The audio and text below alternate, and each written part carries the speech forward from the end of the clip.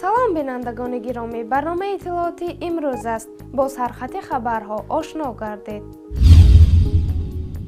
ساختمان نمایش سرای ملی تاجیکستان آغاز یافت. جوانان تاجیک از خدمت سربازی سرکشی می کنند. کارشناسان چخی در خوجند طرح مسافربری را راه اندازی می کنند. مذاکرات درباره طرح ساختمان راه آهن چین قرقیزستان با موفقیت پیش می رود. رئیس جمهور امامعلی رحمان نخستین خشت نمایش سرای ملی تاجیکستان را گذاشت. بنا به اطلاع دفتر رئیس جمهور، این نمایش سرا در کنار آثارخانه ملی تاجیکستان و باغ پرچم ملی ساخته می شود و بزرگترین تئاتر در آسیای مرکزی خواهد بود. ساختمان آن 7 قبت داشته که 2 تا زیر زمین و 5 تا روی زمین بوده. بلندی ساختمان 34.5 متر خواهد بود. بنا به طرح ساختمانی نمایش سرا 3 تالار بزرگ و یک چند تالار خردتر خواهد داشت. تالار اصلی تئاتر 2500 صندلی خواهد داشت و 2 تالار دیگر در 1200 و دیگر 1000 صندلی. دایر به ضرورت ساختمان این نمایش سرا صحبت داریم با کارگردان شناخته تاجیک برزو عبدالرزاقف. درود به شما جناب عبدالرزاقف. به نظر شما در تاجیکستان ساختن نمایش سرای ملی لازم است؟ من نمیفهم منطقی کاری حکومت، برای که در این وضعیت که خیلی وزبین به گردن همه ما به این واقعه در روسیه، این کم شدن مبلغ، کم شدن بودجه، میلیون ها دلار صرف کردن برای تئاتر حاجت ندارد. پس مادامی که نمایش سرا ساخته شد، آیا کادرهای بلند اختصاص در تاجیکستان در این ساحه هستند و یا پیدا می شوند؟ در تاجیکستان یکون خریوگراف نیست، یکون دیریژور نیست، ارکستر نیست. از که مکتب اکتوری گم شد، مکتب کارگردانی گم شد. من نمیفهمم در اون تئاتر باید کی کار کند. وضعیت کنونی تئاترهای تاجیکستان را چگونه شرح می‌دهید؟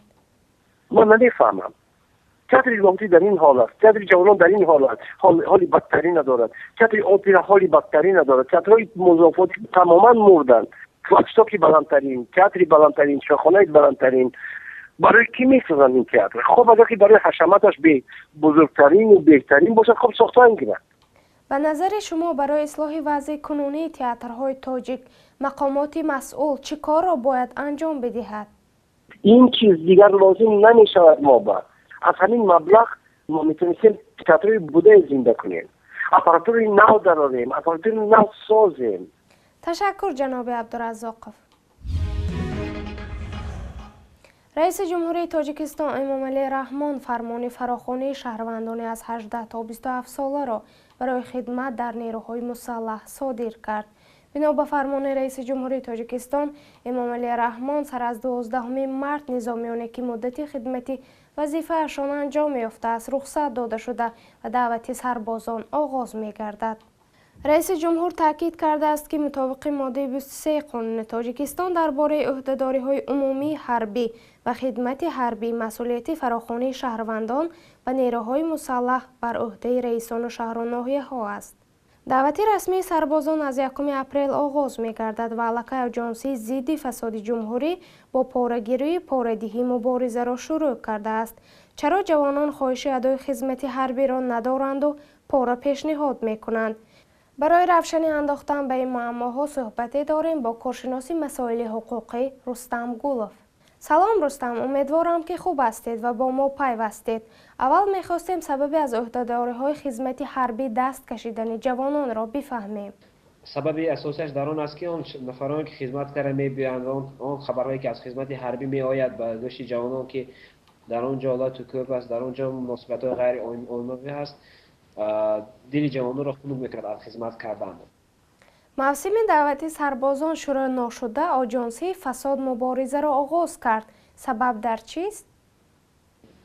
البته تا اون دمی که خدمت دعوتی یعنی پرزیونه ارمی وجود است، تا اون دمی که احتیاجات به چنین بلیط‌های حربی امضای ماندای کمیسریات‌های حربی چون احتیاجات هست که روبطه باقی میماند. آیا قانون گرداندن خرید بلیط حربی از طرف شهروندان پدیده درست است؟ حاضر همون کروپسی که حاضر است به یک جهتی قانونی بدرآید. این پیشنهادها بود، یعنی از طرف برخی از اعضایان جامعه آنها صدا میدن و حتی گفته بودن که بعد پس به خدمت ما باز هم تنها همون نفران را دعوت میکنن که از قشرهای کمبغلترین اهالی میباشند. یعنی این با یک حالت آورده میرساند که قشر کمبغل جامعه قشر بوی جامعه را حمایت کردنش در کار است و حمایت میکند. سپاسگزاریم. صحبت داشتیم با کارشناس مسائل حقوقی رستم گولов. بخش دیگری برنامه ما خبر در 100. 80 بندی در زندان‌های تاجیکستان سال گذشته جان خود را باختند. دادآوری حقوق بشر در تاجیکستان گزارش داده است که از این میان 25 زندانی از بیماری سیل درگذشته است. نماینده سازمان ملل متحد نیکلاس هیسن میگوید دولت اسلامی در قلمرو افغانستان حضور یافته و اکنون تصمیم دارد در برخی از مناطق آن ریشه دواند. داعش پس از سالهای جنگ در سوریه و عراق اکنون روی به آسیای مرکزی آورده است. در قزاقستان 3 پلیس را به جرم شکنجه یک متهم به دزدی زندان کردند. 2 تن از آنها 3 سال زندانی خواهند بود. در ترکمنستان جوانان را به ارتش فرا می‌خوانند. همچنین کهن سربازان از ارتش جواب داده شدند. پیشتر رسانه‌ها گفته بودند که ترکمنستان 2 سال با سربازان را از ارتش جواب نداده تا در صورت سر زدن درگیری نیروی داشته باشد. شبنم ثریا در مالایزیا در یک آزمون سراینده‌ها بهترین آوازخوان فارسی زبان شناخته شد. برنامه را ادامه می‌دهیم. رجبای احمدزاده شهردار خوجند گفت 8 کارشناس از جمهوری چک 2 ماه باز طرح راه‌اندازی خطی مسافربری در خیابان‌های مرکزی خوجند را آماده می‌کنند. با گفته شهردار این طرح را بانک اروپای تجدید و رشد پشتیبانی می‌شود و ممکن است همین سال یا سال آینده این برنامه عملی شود. رجبای احمدزاده افزود شهرداری تا 200 اتوبوس کلان میانه را به وام بانکی کرایه میگیرد و خدمات مسافربری را بهبود بخشیده و ایستگاه‌ها را نیز نوسازی میکند. نقلیاتی که امروز خدمت رسانده می شود بیکنار نمیماند و در نقشه است که آنها را به کنار شهر میبرند. حالا مصاحبه تلفنی داریم با سخنگوی شهرداری خوجند محمود جان ددبایف. حاضر این لایحه بررسی کردند.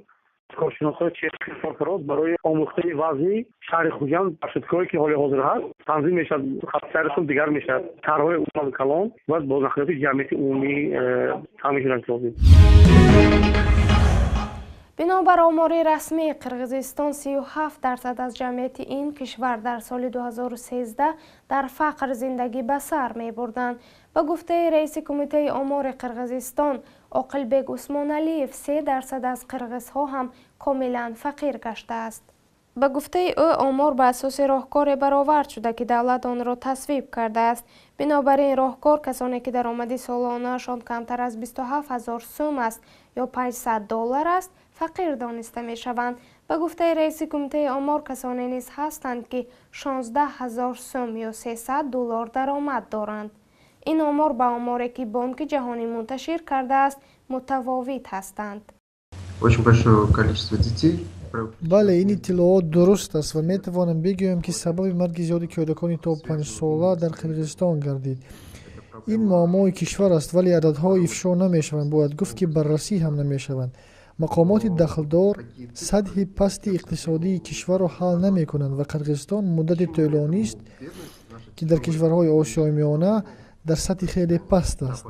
حتی ما با تاجیکستان برابر نیستیم و در روی خط معاش میانه قرقیزستان در آخران است.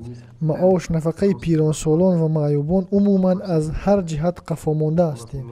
معاش میانه و نفقه در قرقیزستان حتی تا $100 هم نمی رسد.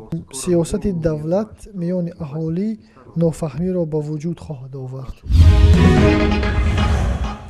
مذاکرات درباره طرح ساختمان راه آهن چین قرقیزستان با موفقیت پیش می رود. این طرح از 6 تا 6.5 میلیارد دلار ارزش دارد. در این باره قلقبک سلطانов وزیر نقلیات و علاقه قرقیزستان خبر داد.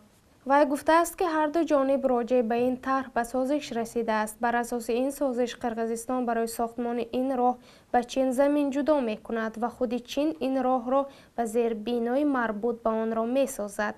дар ивази замини ҷудошуда чин ба Қирғизистон дар наздикии яке аз шаҳрҳои бандарии худ 17 ҳектор замин медиҳад, то Қирғизистон битавонад дар он ҷо терминалу бору-килои воридотӣ ва содиротии худро бунёд кунад. дар имдоди ин роҳ тақрибан 100 километр нақб ё туннел сохта мешавад. Султонов гуфтааст ки барои ин роҳ дар қаламрави Қирғизистон паҳнтар ва дар қаламрави чин бориктар хоҳад буд.